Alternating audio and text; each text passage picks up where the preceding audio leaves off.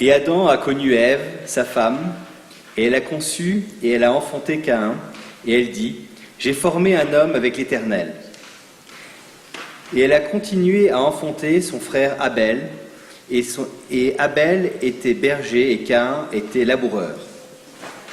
Et après des jours, Caïn a lui aussi présenté à l'Éternel des fruits de la terre. Et Abel, lui aussi, a présenté des premiers-nés de son troupeau et de leurs gras morceaux. Et l'Éternel a porté un regard favorable envers Abel et sur ses offrandes. Et vers Caïn et sur ses offrandes, il n'a pas eu de regard. Et ce fut une brûlure pour Caïn, et son visage fut abattu. Et l'Éternel a dit à Caïn, « Pourquoi est-ce une brûlure pour toi, et pourquoi ton visage est-il abattu? Si tu fais bien, ne serais-tu pas tête haute, et si tu ne fais pas bien, la faute se couche à la porte, et vers toi sa convoitise, mais toi, tu auras pris sur elle. » Et Caïn a dit à Abel son frère, et alors qu'ils étaient dans le champ, et Caïn s'est dressé vers Abel son frère, et il l'a tué. Et l'Éternel a dit à Caïn, « Où est Abel ton frère ?» Et il a répondu, « Je ne sais pas. » « Suis-je le gardien de mon frère, moi ?» Et Dieu a dit, « Qu'as-tu fait ? La voix du sang de ton frère crie vers moi de la terre. Et maintenant tu es maudit, toi, de la terre qui a ouvert sa bouche pour prendre le sang de ton frère de ta main.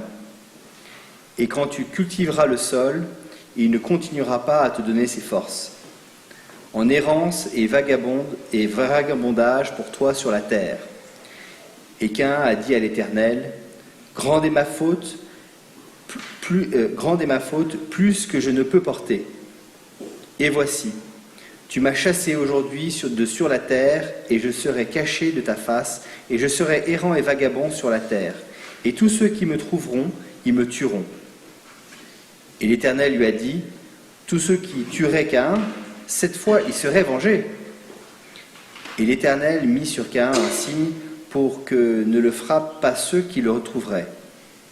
Et Caïn s'est éloigné de devant l'Éternel, et il est demeuré au pays de Nod, errance, à l'orient d'Éden. Et Caïn a connu sa femme, et elle a été enceinte, et elle a enfanté Anor, dédicace. Il est devenu bâtisseur d'une ville, et il a donné le nom de la ville, le nom de son fils d'Anor.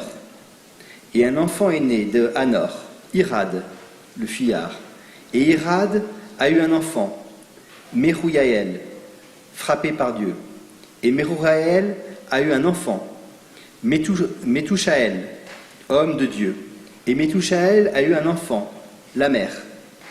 Et Lamer ou Lémer a pris pour lui 2 femmes. Le nom de la première, Ada, parure, et le nom de la deuxième, Tsila, ombre.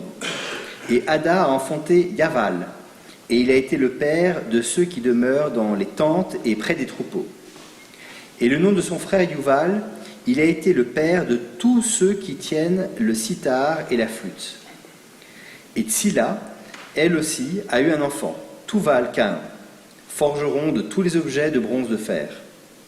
La sœur de Tuval-Caïn était Naama, charmante. Et Lémer dit à ses femmes, Ada et Tsila, « Écoutez ma voix, femme de Lémer, prêtez l'oreille à ma parole. J'ai tué un homme pour ma blessure et un jeune pour ma meurtrissure. » En entendant les premiers mots de cette lecture, je me suis dit, je me suis trompé dans le choix. Parce que ça, c'était la semaine dernière. Ça arrive. Alors, je vais vous poser des questions pour la peine. Donc la semaine dernière, on a eu la création, on a eu l'histoire d'Adam et Ève, de Caïn et Abel et de tous leurs descendants tel que cela a été relaté. Et qu'est-ce qui vient après? Noé. L'arche. Le déluge. Et que vient-il après? La tour de Babel. Normalement, c'était la traduction qui aurait été faite. J'espère qu'en anglais, je ne me suis pas trompé, parce que alors là, c'est la catastrophe. Et l'histoire de la tour de Babel commence par ce verset. Toute la terre avait une même langue et des paroles semblables. Vayri kol haaretz safa achad. Ou devarim achadim. Qu'est-ce que ça veut dire? Des mots achadim.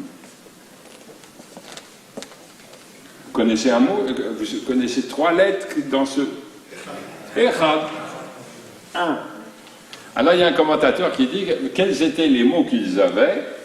Eh bien, ils avaient des mots concernant Dieu, echad. Et ils voulaient le remplacer justement, le echad. Et Rachid dit, non, vous n'avez pas compris.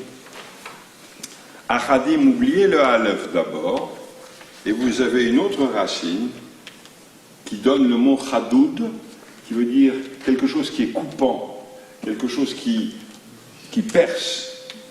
Ils avaient des mots coupants, c'est-à-dire qu'ils voulaient, à un moment ou à un autre, ils voulaient se révolter contre Dieu. Et comment se révolter contre Dieu? Eh bien, ils ont eu l'idée de construire, qu'est-ce que c'est? Une tour, oui, mais en hébreu, Migdal. Ça sonne comment, Migdal? Ça sonne bien? Ça vous rappelle pas quelque chose? Ah, Yigdal. Et quand on dit que quelque chose est le contraire de petit, comment on dit? Il est Gadol, voilà. Ah ben, je vous avais préparé le Yigdal. Et figurez-vous que quand on le met sous une autre forme, voilà ce que ça donne. Magdil, c'est ce qui fait grandir. C'est quand même curieux que le mot tour, dans cette histoire, et ailleurs, dans le reste de la Torah, il y a aussi, on mentionne des tours. Tour, c'est le verbe gadol, grand, quelque chose qui fait grandir. Comme si le texte voulait nous dire, eh bien dans le fond, les gens de la tour qui va s'appeler à plus tard la tour de Babel, eh bien ils voulaient se faire grandir. Ils voulaient avoir un nom unique, ils voulaient avoir une renommée, ils voulaient se faire grandir. Et puis les autres disent non. Qu'est-ce que cela veut dire, Safa Echad Vudvarim Achadim? Qu'est-ce que cela veut dire? Une langue unique et des mots uniques. Eh bien, cela rappelle un peu notre situation, enfin, pas, Dieu merci, pas la nôtre, mais celle de certains habitants de notre globe terrestre. Vous avez entendu parler de la pensée unique. Eh bien, l'histoire de la tour de Babel, elle nous dit, voilà une société qui était une société totalitaire. Pourquoi était-elle totalitaire? Parce qu'il n'avait qu'un seul langage et il n'avait qu'une seule opinion. Et quand on n'a qu'un seul langage et qu'une seule opinion, on peut avoir, pendant un certain temps, un but commun. C'est ce que les habitants de Babel, enfin de ce lieu qui va s'appeler Babel plus tard, avaient comme point commun. Ils voulaient monter jusqu'au ciel. C'est pour ça que Devarim Achadim, certains ont dit qu'il s'agissait du un de Dieu parce qu'ils voulaient le rejoindre. Alors nous savons tous, et déjà les commentateurs il y a un certain nombre de siècles, savaient que le ciel est inatteignable. Et que plus on monte, plus l'air se raréfie, jusqu'à ce qu'il n'y en ait plus du tout, donc ça devient invivable. Donc ils avaient l'idée de faire justement cette chose qui allait les grandir. Migdal, Magdil, ou Yakdil, ou Yigdal, qui allait les faire grandir. Ils avaient en quelque sorte une pensée unique qui était celle de devenir plus qu'ils n'étaient, plus qu'ils ne pouvaient être. Alors, dit le texte, Dieu a modifié ce langage unique et cette pensée unique, et il a fait, c'est ainsi que la Torah le raconte, il a fait qu'en une seule nuit, tout d'un coup, certains ont pensé différemment. Et pensant différemment, le résultat a été immédiat. La société a éclaté. Alors on peut se dire que dans le fond, penser différemment, parler différemment, c'est dangereux.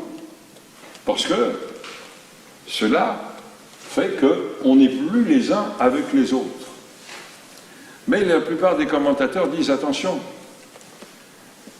le but de Dieu était de peupler la terre. C'est ce qu'il avait dit à Adam et Ève. Vous allez croître et multiplier et vous allez peupler le monde dans lequel vous êtes. Alors, si on met tout ceci ensemble, on peut se dire que d'une certaine façon, il est bon que nous vivions, nous, en démocratie, c'est-à-dire que nous ayons la possibilité et la capacité d'avoir des idées différentes. Et d'avoir même, comme en Suisse d'ailleurs, des langues différentes. Et que, bien entendu, cela recèle un danger, qui est l'éclatement de la société. Mais, ce que nous dit aussi ce texte, c'est qu'il y a deux extrêmes. Le premier extrême, c'est d'avoir un langage commun et une pensée unique. L'autre extrême, c'est de n'avoir plus aucun langage commun et plus aucune pensée en accord ou en harmonie avec les autres.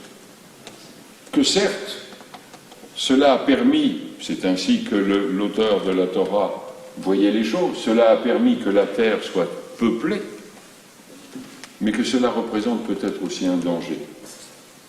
Et quand on termine ce récit de la tour de Babel, vient à ce moment-là une généalogie qui va mener à Abraham. C'est-à-dire qu'il était nécessaire que cela se passe ainsi, pour que puisse émerger plus tard, non pas une pensée unique, mais une pensée de référence pour certains, comme nous. Une pensée de référence qui doit nous faire réaliser que la diversité n'est pas forcément négative, à condition de pouvoir avoir la mémoire de l'histoire et de savoir que vouloir trop être comme l'autre ne mène pas au bonheur, que vouloir trop être différent de l'autre